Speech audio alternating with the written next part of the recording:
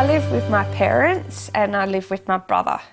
I'm a processor, which is a ticketer. I put security tags on items, for example, shoes and sports bags and clothing. To do that is pretty good because I've learnt so much from my job.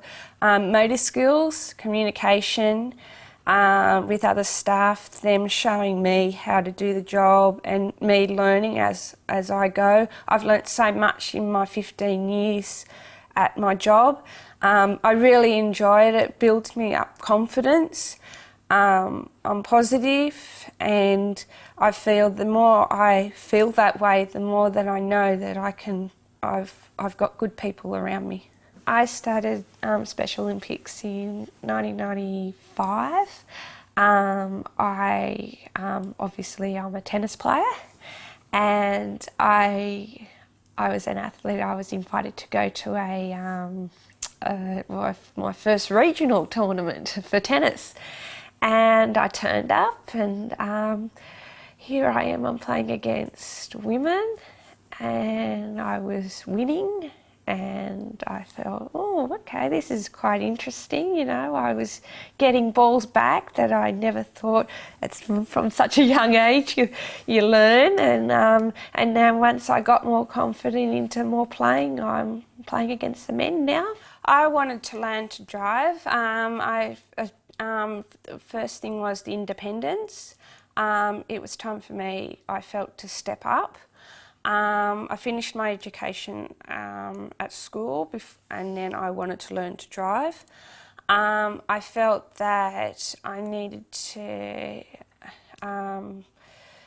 get around if I wanted to go to training. I wanted to play my comp tennis and do other little things like go to friends' places and just to be independent that way.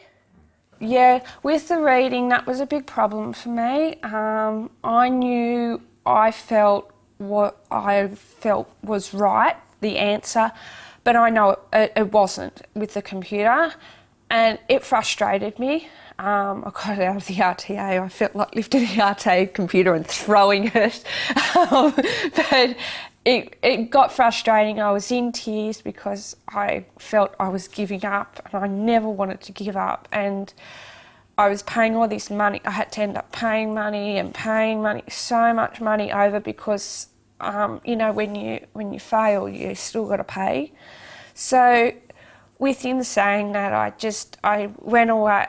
I took a break from it, and then I went back, tried again, and then I was getting a bit more confident. I read the book a couple of times when I didn't want to go up to the RTA, and I just kept on reading, and then eventually it got into my head up here to understand of the question.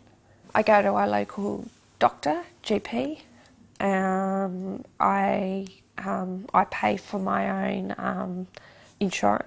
medical insurance. Well, normally my mum would come in with me, but I would try and do the talking of why I'm here.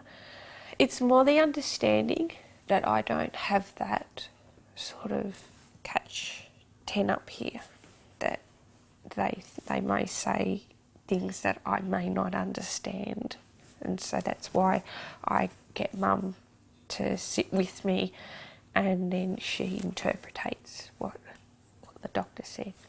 I'm putting back into my sport, working with the lower level in tennis, something that I enjoy, I'm passionate about, and I feel that I continue to play, I continue to help out, which is coaching.